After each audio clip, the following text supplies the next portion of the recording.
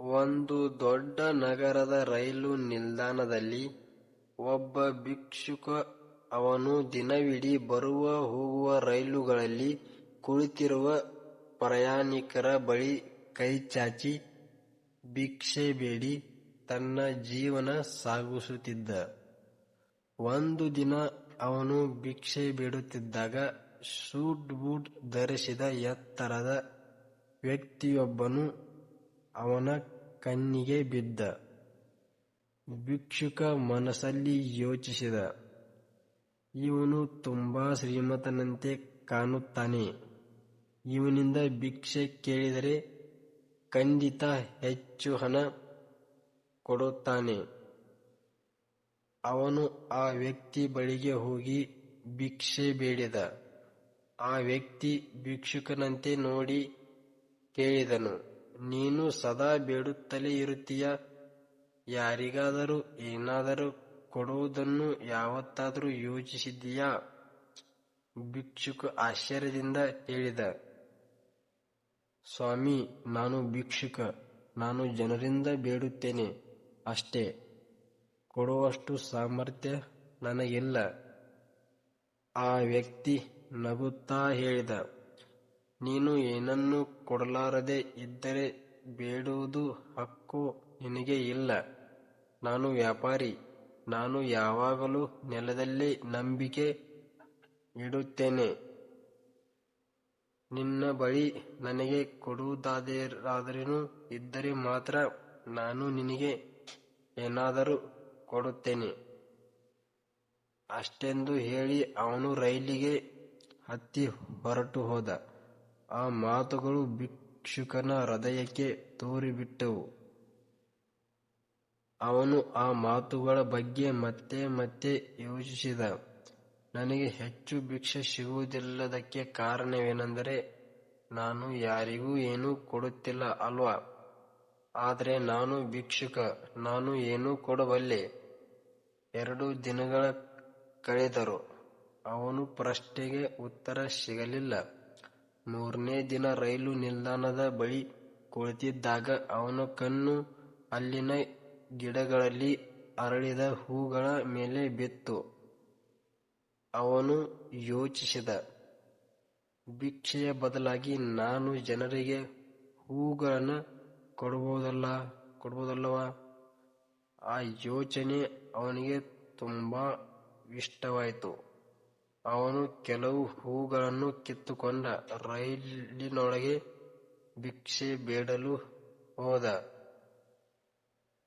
ಈಗ ಯಾರೇ ಅವನಿಗೆ ಭಿಕ್ಷೆ ಕೊಟ್ಟರೂ ಅವನು ಅದರ ಬದಲಾಗಿ ಒಂದು ಹೂವನ್ನು ನೀಡುತ್ತಿದ್ದ. ಜನರು ಆ ಹೂಗಳನ್ನು ಸಂತೋಷದಿಂದ ಸ್ವೀಕರಿಸುತ್ತಿದ್ದರು. ಕೆಲವೇ ದಿನಗಳಲ್ಲಿ ಅವನು ಗಮನಿಸಿದ, ಇನ್ನೂ ಅವನಿಗೆ ಹೆಚ್ಚು ಜನ ಭಿಕ್ಷೆ ಕೊಡುತ್ತಿದ್ದಾರೆ.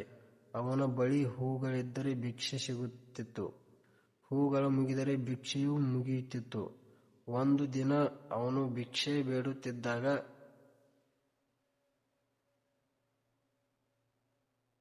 ಮೊದಲಿಗೆ ಅವನಿಗೆ ಪಾಠ ಕಲಿಸಿದ ಅದೇ ಸೂಟ್ ಬೂಟ್ ಧರಿಸಿದ ವ್ಯಕ್ತಿ ಮತ್ತೆ ರೈಲಿನಲ್ಲಿ ಕಾಣಿಸಿಕೊಂಡ. ಭಿಕ್ಷುಕ ತಕ್ಷಣ ಅವನ ಬಳಿ ಹೋಗಿ ಹೇಳಿದ, ಸ್ವಾಮಿ, ಇವತ್ತು ನಿಮಗೆ ಕೊಡುವುದಕ್ಕೆ ನನ್ನ ಬಳಿ ಹೂಗಳಿವೆ. ನೀವು ನನಗೆ ಭಿಕ್ಷೆ ಕೊಡಿ, ನಾನು ನಿಮಗೆ ಹೂ ಕೊಡುತ್ತೇನೆ. ಆ ವ್ಯಕ್ತಿ ನಗುತ್ತಾ ಹಣ ಕೊಟ್ಟ. ಭಿಕ್ಷುಕ ಹೂಗಳನ್ನು ಕೊಟ್ಟ. ಆ ವ್ಯಕ್ತಿ ಹೇಳಿದ, ವಾ, ಈಗ ನೀನು ಕೂಡ ನನ್ನಂತೆ ಒಬ್ಬ ವ್ಯಾಪಾರಿಯಾಗಿದ್ದೀಯ. ಆ ಮಾತು ಭಿಕ್ಷುಕನ ಜೀವನವನ್ನೇ ಬದಲಿಸಿತು. ಅವನು ರೈಲಿನಿಂದ ಇಳಿದು ಆಕಾಶದ ಕಡೆ ನೋಡಿ ಜೋರಾಗಿ ಹೇಳಿದ, ನಾನು ಭಿಕ್ಷುಕನಲ್ಲ, ನಾನು ವ್ಯಾಪಾರಿ. ನಾನು ಕೂಡ ಶ್ರೀಮಂತನಾಗಬಹುದು. ಜನರು ಅವನನ್ನು ನೋಡಿ ಪಾಗಲ್ ಅಂದುಕೊಂಡರು. ಆದರೆ ಮುಂದಿನ ದಿನದಿಂದ ಆ ಭಿಕ್ಷುಕ ಆ ನಿಲ್ದಾಣದಲ್ಲಿ ಕಾಣಿಸಲಿಲ್ಲ.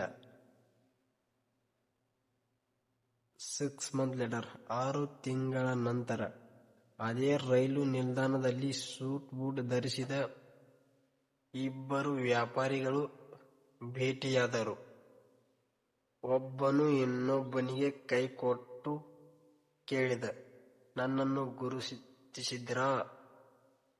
ಇನ್ನೊಬ್ಬನು, ಇಲ್ಲ, ನಾವು ಮೊದಲ ಬಾರಿಗೆ ಭೇಟಿಯಾಗ್ತಿದ್ದೇವೆ ಅನಿಸುತ್ತೆ. ಮೊದಲವನು ನಗುತ್ತಾ ಹೇಳಿದ, ಇಲ್ಲ ಸಾರ್, ಇದು ನಮ್ಮ 3ನೇ ಭೇಟಿಯದು. ಆಗ ಅವನ ತನ್ನ ಕತೆ ಹೇಳಿದ, ನಾನು ಒಮ್ಮೆ ನಿಮ್ಮಿಂದ ಜೀವನದ ನಿಯಮ ಕಲಿತು ಭಿಕ್ಷುಕ. ಮತ್ತೊಮ್ಮೆ ನೀವು ನನಗೆ ನಾನು ಯಾರು ಅಂತ ಹೇಳಿದ ವ್ಯಾಪಾರಿ.